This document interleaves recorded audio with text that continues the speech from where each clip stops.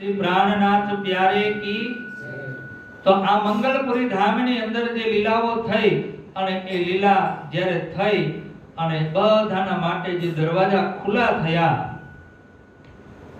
તો એ જાગણી પીઠ અને એ પીઠનું નામ થયું મહા શબ્દને ભાર દેજો જરા શું કીધું મહા કારણ કે આવું મહાન મંગલમય કાર્ય પૂરા બ્રહ્માંડમાં ક્યારેય થયું નથી એવું કાર્ય થયું એવી લીલા થઈ એટલે એને મહાન મહામંગલપુરી ધામ કહેવામાં આવે છે અને આ બધી જ શોભા પ્રાણનાથજી મહારાજે રાજજી મહારાજે કોને આપી ભીમજી ભાઈને આપી ચર્ચા કરકે સિર લે લિયા જસ અધીમ તબ પાતિકા જવાબ લીખ ભેજે કલામ તો આવી રીતે અહીંયા લીલા થઈ પ્રાણનાથજી મહારાજ જાહેર થયા પાંચમા દિવસની લીલા જાહેર થઈ અને પાંચમા દિવસની લીલાની અંદર જે પ્રાણનાથજી મહારાજે પોતે જે કાર્ય પોતાના હાથમાં લીધું અને હાથમાં લીધા પછી જે પત્ર લખે છે એ પત્રને આપણે આવતા શનિવારે એને પત્રને આપણે સાંભળશું પણ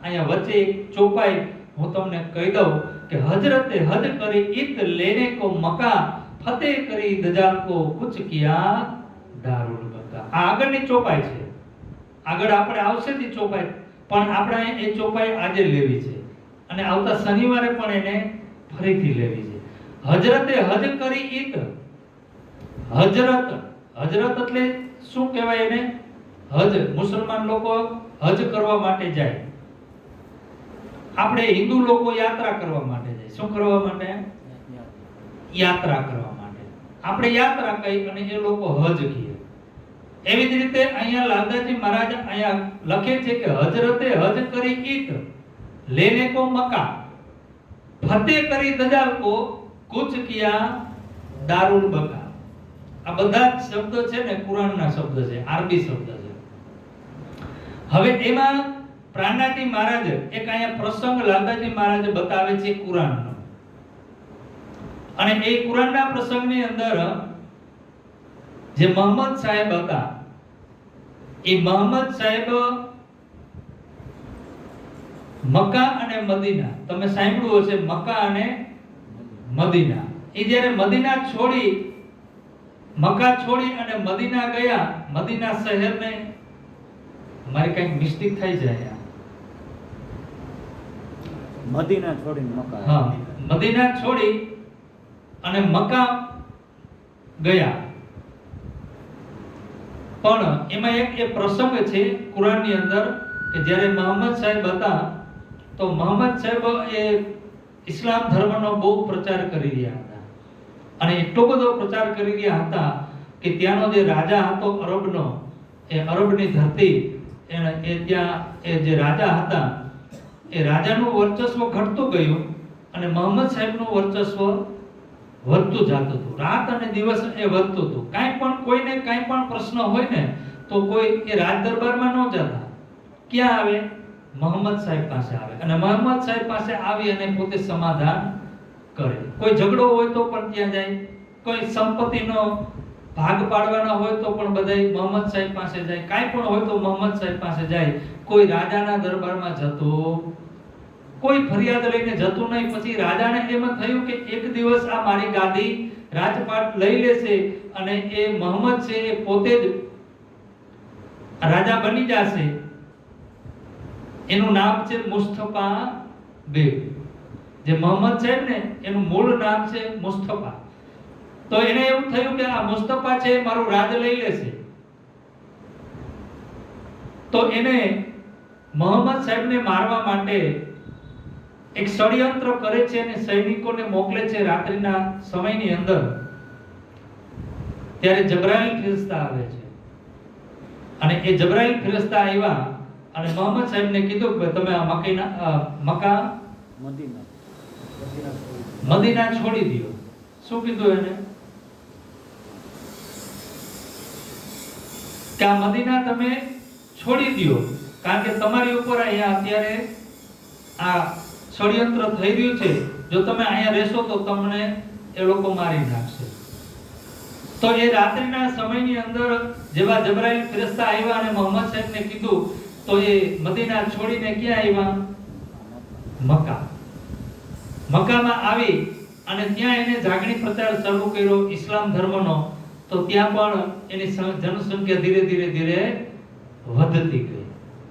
અને એ મોહમ્મદ સાહેબને કોઈ રાજપાટ જોતું નહોતું. શું જોતું હતું? એને શું કરવાનું હતું? કે જે ખુદા તાલા છે, ખુદા તાલાએ એમને જે પત્ર આપ્યો હતો, એટલે કે આયાતો આપી હતી, 90,000 હરફો આપ્યા હતા, સંદેશો જે આપ્યો હતો બ્રહ્મ સૃષ્ટિ માટેનો, એ સંદેશાને એને આ બ્રહ્માંડની અંદર જાહેર કરવાનો હતો. એ હુકમનું સ્વરૂપ છે. એટલે જાહેર કરવાનો હતો. એને કોઈ આ માયાના કોઈ રાજપાટ એને જોતા નહોતા. તો એ જ રીતે અહીંયા લાલદાસજી મહારાજ આપણને સમજાવવા જઈ રહ્યા છે કે અહીંયા રાજાના રૂપમાં કોણ છે? બિહારીજી મહારાજ. કોણ છે? બિહારીજી મહારાજ. હવે બિહારીજી મહારાજને એવું થયું કે અમારી મસનદો મહેરાજ ઠાકોર લઈ લેશે.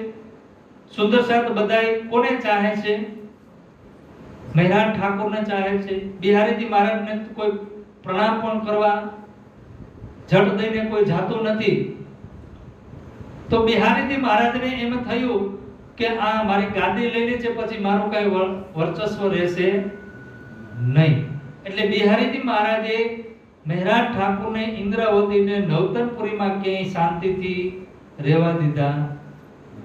શું કર્યું? તો મહેરાજ ઠાકોર દીપબંદરથી લઈ અને જાગણી કરતા કરતા કરતા ક્યાં આવ્યા? સુરતની અંદર. હવે એ સુરતની અંદર આવ્યા તો સુરતની અંદર આવ્યા ને જે લીલા થઈ, જે પ્રસંગ બન્યો, એ પ્રસંગની અંદર બિહારીજી મહારાજે શ્રીજી મહારાજને પણ સુંદર સાથમાંથી બાકાત કરી દીધા કે આજથી હવે તમે આ પરમધામના આ 12,000 ની જે સૈયા છે એમાંથી તમે હવે આજથી દૂર છો, બાકાત છો. પણ ઇન્દ્રાવતીને કોઈ નવતનપુરી ધામની કે એ કોઈ ગાદી જોતી નહોતી. એને શું કરવાનું હતું કે સદગુરુ મહારાજે જે જાગણી કરવાનું કાર્ય ઇન્દ્રાવતીને આપ્યું હતું, ઇન્દ્રાવતી એ જ કાર્ય કરી રહી હતી. એને કોઈ ગાદીની ચાહના નહોતી કે એને ક્યાંય બેસીને કંઈ પૂજાવું નહોતું. છતાં પણ બિહારીજી મહારાજ અહીંયા ઇન્દ્રાવતીને એ ધર્મમાંથી બહાર કાઢે છે અને ઇન્દ્રાવતી અહીંયા પત્ર લખીને એમને પણ જવાબ આપે છે.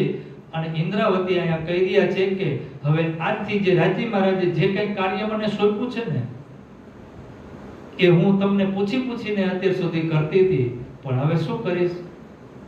હવે રાજી મહારાજે જેમ કહે છે ને એમ હું કરીશ. હવે તમે અત્યાર સુધી તમે જેમ કીધું ને એમ હું કરતો હતો. હવે રાજી મહારાજે જે બતાવે ને, જે કરાવે છે ને એ જ હું કરીશ. એટલે લાલદાસજી મહારાજ અહીંયા બતાવી રહ્યા છે, જેમ મોહમ્મદ સાહેબની સાથે ઘટના થઈ એ જ રીતે સેમ ટુ સેમ અહીંયા પ્રાણનાથજી મહારાજની સાથે ઘટના થઈ. હવે જેવી રીતે મોહમ્મદ સાહેબ મદીના છોડીને મક્કાની અંદર ગયા તો એનું વર્ચસ્વ ત્યાં હતું એનાથી 1000 ગણું વધી ગયું. અને એ મક્કાની અંદર જઈ અને પોતે એક ધામની સ્થાપના કરી, ઇસ્લામ ધર્મની ત્યાં પ્રચાર કરવા માટેનું એને કેન્દ્ર બનાવ્યું. અને આજે અહીંયા પ્રાણનાથજી મહારાજ આજે મંગલપુરી ધામની સ્થાપના કરી, આદ જાગણી પીઠ ધામની સ્થાપના કરી, એ પુરીની સ્થાપના કરી અને એ જાગણીનું કાર્ય પોતાના શિર ઉપર લઈ અને પન્ના પરમધામ સુંદર સાથને ક્યાં પહોંચાડવા માટે એ આગળ વધી રહ્યા છે? પન્ના ધામ. હજરતે હજ કરી ઈટ, લેને કો મક્કા, ફતેહ કરી દજાલ. દજાલ એટલે કળિયુગ. કળિયુગની સામે એમને જંગ કરી અને ફતેહ કરી દજાલ કો કુચ કિયા દારુલ બકા. કુચ એટલે આગળ જાગણીનું કાર્ય કરતા કરતા, દારુલ એટલે ઘર, પરમધામ. એ પરમધામ સુધી બધાને પહોંચાડવા માટે, પરમધામની ઓળખાણ કરાવવા માટે રાજી મહારાજ ઇન્દ્રાવતીને જે કાર્ય સોંપ્યું ને, ઇન્દ્રાવતી આજે એ બધા સુંદર સાથને જાગણી કરતા કરતા કરતા, આત્માઓને જાગૃત કરતા કરતા છેલ્લે પન્નાની અંદર પન્ના ધામ બનાવ્યું, પરમધામ બનાવ્યું, જાગણી બ્રહ્માંડનો એ મૂળ મિલાવો બનાવ્યો અને બધી જ આત્માઓને પોતાના ચરણોમાં રાખી. એ છે આ મંગલપુરી ધામની આ લીલા. એટલે જ કીધું છે કે મંગલપુરી મહિમા બળી. બહુ મોટી મહિમા છે. અને એ મહિમા મંગલપુરી ધામની અંદર જ્યારે થઈ અને એ સંપૂર્ણ વાણીની અંદર જે સાર છે ને, જે આ બ્રહ્માંડની અંદર જે સ્વરૂપની જે લીલા છે, એ લીલા ની જે પહેચાન છે, એ પહેચાન એ કલશ ગ્રંથની અંદર, જાગણીના પ્રકરણની અંદર, દયાના પ્રકરણની અંદર, સદગુરુ મહારાજની ઓળખાણ, પ્રાણનાથજી મહારાજની ઓળખાણ, કૃષ્ણજીની ઓળખાણ, રાજી મહારાજે જે 5 સ્વરૂપ ધારણ કર્યા ને, એ 5 સ્વરૂપની ઓળખાણ સાચી એ કલશ ગ્રંથની અંદર થઈ. કારણ કે મંદિરો હોય ને, મંદિરની ઉપર સૌથી શ્રેષ્ઠ ઊંચું સ્થાન કોનું હોય? કલશનું હોય. તો એ કલશ જ્ઞાન એટલે શિખરનું જ્ઞાન, સંપૂર્ણ ઓળખાણ, રાજી મહારાજની 5 સ્વરૂપની જે ઓળખાણ છે ને, એ કેમાં છે? આ કલશ ગ્રંથની અંદર છે. અને રાજી મહારાજે કલશ ગ્રંથની અંદર ઓળખાણ કરાવવા માટે એક ખુલાસો કરીને કહી દીધું ને કે ઇન્દ્રાવતીને હું અંગે સંગે, ઇન્દ્રાવતી મારું અંગ. જે અંગ સોંપે ઇન્દ્રાવતીને, તાયે પ્રેમે રમાડું રંગ.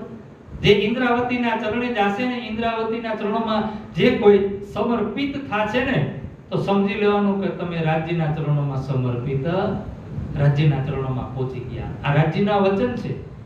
ઇન્દ્રાવતીને અંગે સંગે, ઇન્દ્રાવતી મારું અંગ.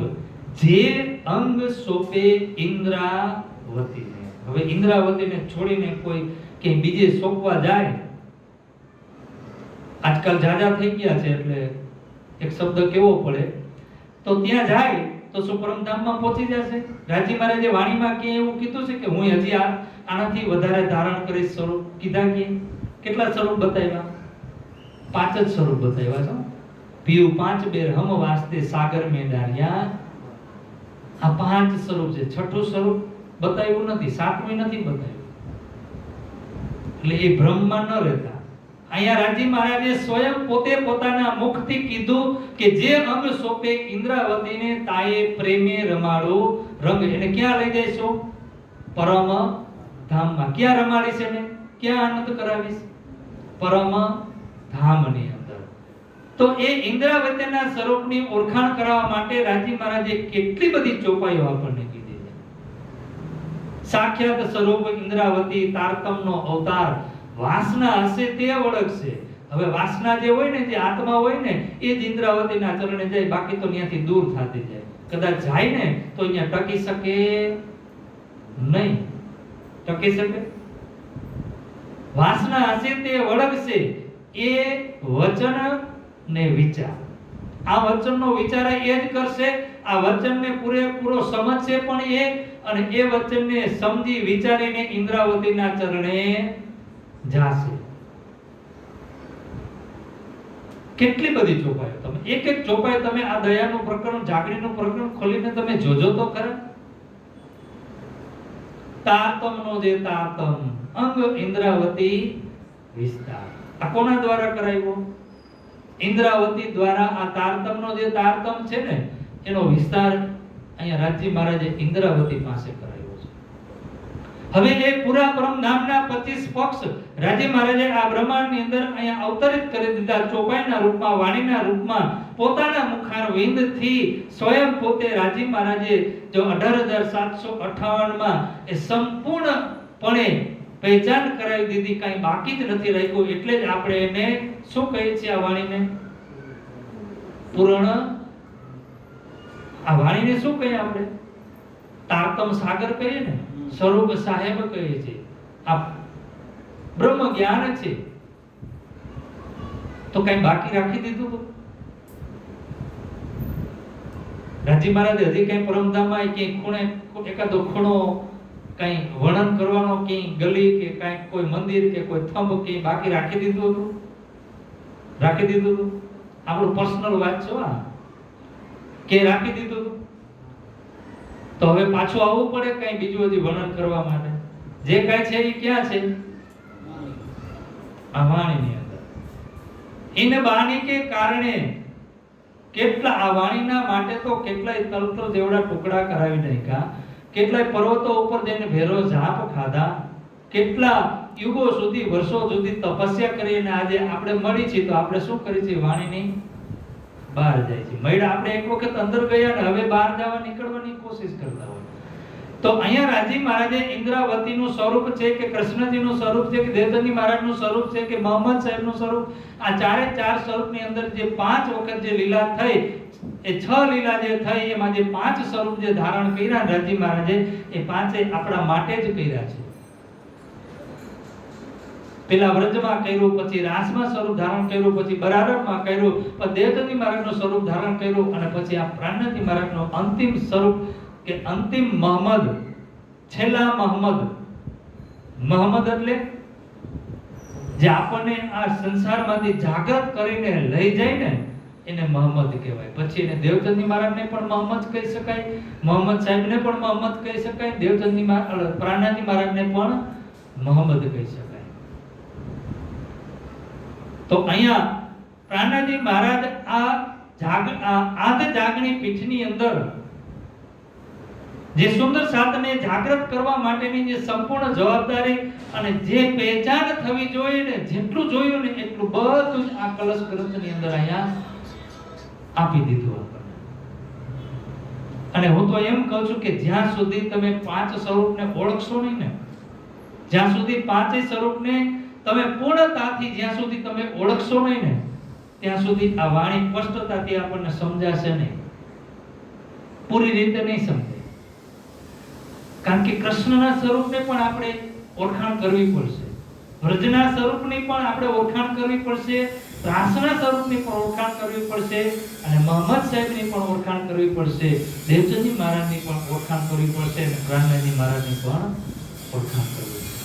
સ્વરૂપ એક જ છે, સ્વરૂપ કોઈ અલગ નથી, પણ એ 5 વખતે લીલા અલગ થઈ અને અલગ સ્વરૂપે થઈ એટલે આપણને એ અલગ લાગે છે, પણ એને એક કરવા માટે પેલા 5 સ્વરૂપની ઓળખાણ કરવી પડશે. ત્યાં સુધી આપણને એ 5 એક છે ને એ દ્રષ્ટિમાં નહીં આવે. ત્યાં સુધી એની ઓળખાણ જ્યાં સુધી નહીં થાય ને ત્યાં સુધી એ દ્રષ્ટિમાં નહીં આવે. હવે દાખલા તરીકે કે જ્યાં સુધી કોઈને આપણે ઓળખતા જ ન હોય, ખાલી એમનો ઉપરથી પરિચય હોય, આમ એના સ્વભાવનો કે એના વ્યવહારનો જ્યાં સુધી આપણને ખબર ન હોય, ઓળખતા ન હોય, ત્યાં સુધી આપણે એની ઉપર પૂરો ભરોસો કરી. આ માયામાં પણ, આ સંસારમાં પણ આપણે એની ઉપર પૂરો ભરોસો કરતા નથી કે જ્યાં સુધી એના સ્વભાવના કે એના વિચારને આપણે પરિચિત ન થાય ને ત્યાં સુધી એને ઉપર આપણે ભરોસો કરતા નથી. તો આ રાજી મહારાજે આપણા માટે જે 5 સ્વરૂપને ધારણ કર્યા, તો જ્યાં સુધી એ સ્વરૂપના ઊંડાણની અંદર નહીં જાય, એને ઓળખશું નહીં ને ત્યાં સુધી આપણને વિશ્વાસ આવશે નહીં. અને મૂળ વાત આવે છે બધી ફરી ફરીને એક જ જગ્યાએ આવીને ઊભી રહે, વિશ્વાસ. ક્યાં આવીને ઊભી રહે? વિશ્વાસ રાખીને દોડશે જેહ, તારતમનું ફળ લેશે તેહ. તો વિશ્વાસ ક્યાંથી આવે? ઓળખાણ થાય ત્યારે વિશ્વાસ આવે ને. ઓળખાણ ન થાય તો વિશ્વાસ આવે નહીં. ઉપરની ઓળખાણ હોય તો વિશ્વાસ એ ઉપરનો જ હોય, અંદરનો વિશ્વાસ ના આવે. તો જ્યાં સુધી કૃષ્ણની ઓળખાણ નહીં થાય કે કૃષ્ણ કોણ છે, ત્યાં સુધી કૃષ્ણ ઉપર વિશ્વાસ નહીં આવે. જ્યાં સુધી દેવચંદી મહારાજની ઓળખાણ નહીં થાય ત્યાં સુધી દેવચંદી મહારાજ ઉપર પૂર્ણતાથી આપણને વિશ્વાસ આવશે નહીં. અને જ્યાં સુધી વિશ્વાસ ન આવે, પૂરેપૂરો વિશ્વાસ આપણને એ સ્વરૂપ પર ન હોય, ત્યારે આપણે આ ભ્રમની અંદર ભટકવા લાગે છે. વિશ્વાસ હોય ને તો કદાચ ગમે તેવો હોય ને, ગમે તેવો આપણને ભટકાવવાની કોશિશ કરે ને તો આપણે ભટકીએ નહીં. પણ વિશ્વાસ ક્યારે હોય? જ્યારે ઓળખાણ હોય ત્યારે. નિસ્બત. નિસ્બત એટલે સંબંધ. આપણે વારે વારે વાણીમાં વાંચતા હોય ત્યારે શબ્દ આવે છે નિસ્બત, નિસ્બત, સંબંધ, સંબંધ. પણ સંબંધ ક્યારે બંધાય? પેલા વિશ્વાસ બંધાય ને ત્યારે સંબંધ બંધાય. વિશ્વાસ હોય ત્યારે સંબંધ બાંધો ને, એમનો સંબંધ થાય. આપણે દીકરીના ક્યાંય આપણે લગ્ન કરવા હોય તો પેલા આપણે જે વચ્ચેનો જે વ્યક્તિ હોય ને સંબંધ કરાવવા વાળો, એની ઉપર આપણે વિશ્વાસ હોય ને, કે ભાઈ વચ્ચેનો માણસ છે એની ઉપર વિશ્વાસ છે. વિશ્વાસ હોય ને એટલે સંબંધ કોઈ દી તૂટે નહીં. પણ સંબંધ કરાવવા માટે પેલા વિશ્વાસ જોઈએ કે જે આપણને સંબંધ કરાવી રહ્યા છે એ સાચું કે છે કે ખોટું કે છે એની ઉપર પહેલા આપણને વિશ્વાસ હોવો જોઈએ ને. અને એ વ્યક્તિની આપણે પૂરેપૂરી ઓળખાણ હોય, એનીથી આપણે પૂરેપૂરા પરિચિત હોય, ત્યારે આપણે એની ઉપર વિશ્વાસ મૂકી શકીએ. એવી જ રીતે પ્રાણાજી મહારાજ લ્યો કે સદગુરુ મહારાજ લ્યો કે કૃષ્ણ લ્યો, આ જે પાંચે પાંચ સ્વરૂપ છે ને, એ પાંચે પાંચ સ્વરૂપ આપણને પરમધામમાં લઈ જવા માટે આવ્યા છે. પણ એ પાંચેય સ્વરૂપ ઉપર પહેલા આપણને વિશ્વાસ હોવો જોઈએ. અને જ્યાં સુધી એ વિશ્વાસ ન થાય ને ત્યાં સુધી એ સંબંધ બંધાતો નથી, એ નિસ્બત બંધાતો નથી. અને બિના નિસ્બત કોઈ પરમધામમાં પહોંચતો સંબંધ બાંધવો પડે. અહીંયા બેઠા બેઠા એ સંબંધને જોડવો પડે. જ્યાં સુધી એ નિસ્બત નહીં બંધાય ને, જ્યાં સુધી એ સંબંધ આપણે નહીં બાંધીએ ને, ત્યાં સુધી પરમધામમાં એન્ટ્રી નથી. વાણીને તમે એક એક ચોપાઈને ખોલીને જોઈ લેજો, એક એક પ્રકરણ, એમાં આ જ વાત આવશે. બિના સંબંધ ન પાઈએ પાપ. આવે ને, સંબંધ વગર પરમધામમાં જવાતું નથી. આવે છે કે નથી આવતું? તો સંબંધ ક્યારે બંધાય? જ્યારે સદગુરુના ચરણોમાં જાય, કૃષ્ણજીના ચરણોમાં જાય, દેવચંદી મહારાજના ચરણોમાં કે પ્રાણાજી મહારાજના ચરણોમાં આપણે જ્યારે જઈએ ને, ત્યારે એ શું કરે? આપણો સંબંધ બાંધે. શું કરે? કોણ બાંધે છે સંબંધ? મૂળનો સંબંધ, પરમધામનો સંબંધ. આ પાંચેય સ્વરૂપો આપણો બાંધે છે, એ માધ્યમ છે. એટલે જ કીધું કે હે સબકા, આ સંબંધ બાંધવાનું આ સ્થાન છે. કયું? મંગલપુરી ધામ. એ સંબંધ બાંધવા માટેનું એ સ્થાન છે. અને બધાના માટે એ દરવાજા ખોલી દીધા છે. તો જ્યાં સુધી એ વિશ્વાસ નહીં આવે ત્યાં સુધી આપણો સંબંધ બંધાશે નહીં. અને જ્યાં સુધી સંબંધ નહીં બંધાય ત્યાં સુધી આપણું કામ થવાનું.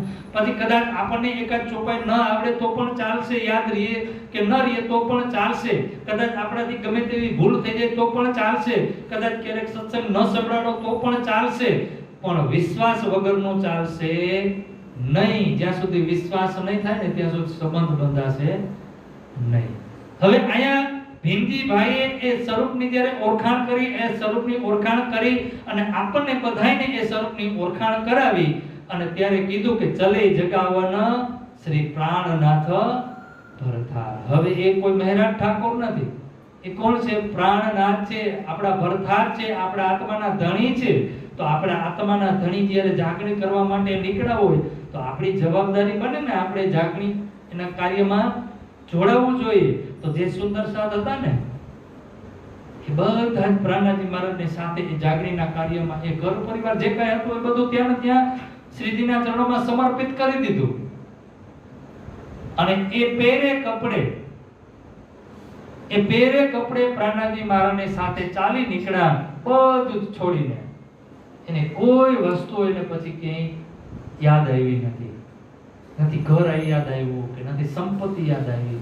અને એ સુરતના મહાજરો કોઈ સામાન્ય નહોતા, મોટા મોટા બધા શેઠ લોકો હતા. બહુ મોટો સુરતનો પહેલેથી સુરતનું નામ છે બિઝનેસની અંદર. તો એ મોટા મોટા મહાજરોએ મદદ કરી. ઈદ આગળની ચોપાઈમાં આવશે. અને એ બધાય શ્રીજી મહારાજની સાથે એ ચાલી નીકળ્યા જાગણીનું કાર્ય કરવા માટે. આ છે મંગલપુરી ધામની મહિમા. અને એ મહિમા મંગલપુરી ધામની આજે શ્રીજી મહારાજ જે લીલા કરી, અને એ લીલા બીજા વિતકોની અંદર તો આબેહૂબ કેટલું વર્ણન મૂકેલું છે કે ત્યાં શું શું લીલાઓ થઈ. એક જ્યારે શ્રીજી મહારાજની ચર્ચા કરી રહ્યા હતા ને, એક દેવી આવી અને ત્યાં શ્રીજી મહારાજના ચર્ચન સ્ત્રી આવી અને એ ચર્ચા સાંભળવા માટે દરરોજ બેસે, ચૂપચાપ કાંઈ બોલે નહીં. અને આવીને એ ચર્ચા સાંભળે, દર્શન કરે અને પાછા વયા જાય. ક્યાંથી આવે છે ને ક્યાં જાય કોઈને કાંઈ ખબર પડે નહીં. પછી શ્રીજી મહારાજે એક દિવસ એમને કીધું કે તમારો પરિચય આ બધા સુંદર સાથને આપો. ત્યારે એ પોતાનો પરિચય આપે છે. કોણ હતું એ? બહુચરાજી માતા. તમે સુરતની અંદર જાઓ એટલે મંગલપુરી ધામથી તમે જ્યારે વેડ દરવાજા આવો ને, વેડ રોડ ઉપર, મૂળ મિલાવા મંદિર કેટલી તો ત્યાંથી થોડાક આગળ આવો એટલે આપણી પ્રાણનાથજી મહારાજ હોસ્પિટલ મૂળ મિલાવા માનવ મંદિર આવે. પ્રાણનાથજી મહારાજની પ્રાણનાથ જે હોસ્પિટલ છે ને, એક જટ એની સામે બહુચરાજી માતાનું મંદિર છે. ગયા છો કોઈ? બહુચરાજી માતાનું મંદિર છે. અને એ બહુચરાજી માતા દરરોજ આવી અને પ્રાણનાથજી મહારાજની ચર્ચા સાંભળે. પ્રાણનાથજી મહારાજ કીધું કે તમારી ઓળખાણ બધાને કરાવો. પ્રાણનાથજી મહારાજ તો બધાને ઓળખતા જ, કોણ અહીંયા આવે છે. ત્યારે એમને ઓળખાણ કરાવી અને એમને તારતમ દીક્ષા લીધી પ્રાણનાથજી મહારાજ પાસે. એ શિષ્ય થયા.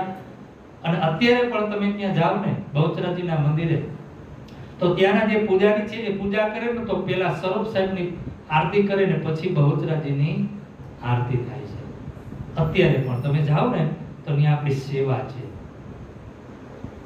વાણી છે. પેલા આરતી થાય સ્વરૂપ સાહેબની અને પછી બહુચરાજી માતાની આરતી કરવામાં આવે છે. તમે ક્યારેક સુરત જાઓ ને ત્યારે તમે ત્યાં જાજો દર્શન કરવા માટે. ઘણી બધી ત્યાં લીલાઓ થઈ.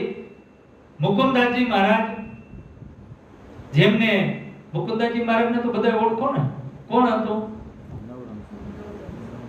તાકી નિરત ક્યો કર કહો. કેને યાદ છે? મને ભૂલાઈ ગઈ છે, યાદ કરાવો તો. નામે જાકો નવરંગ. જેનું નામ જ નવરંગ છે તો એમના નૃત્યની શું વાત કરો એમ. જ્યારે આપણે પરમધામથી આ બ્રહ્માંડની અંદર લીલા જોવા માટે આવ્યા ને, એ દિવસે નૃત્યનો કોનો વારો હતો? નવરંગભાઈનો વારો હતો. અને નવરંગભાઈ દરરોજ એ નૃત્ય કરે. એ દિવસે નૃત્ય કરતા. અને એ નવરંગભાઈ કોણ છે? મુકુંદ દાસજી મહારાજ.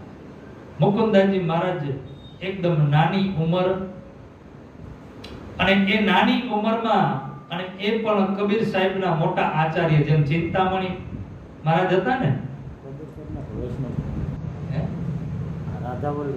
હા હા, વૈષ્ણવ.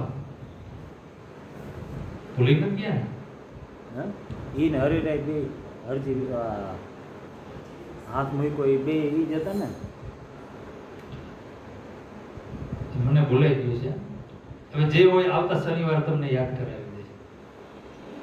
એ મોટા આચાર્ય હતા, મહાન જ્ઞાની હતા, અને એકદમ નાની ઉંમરની અંદર એની પાસે અઢળક જ્ઞાન હતું. અને નાની ઉંમરમાં એ આચાર્ય હતા.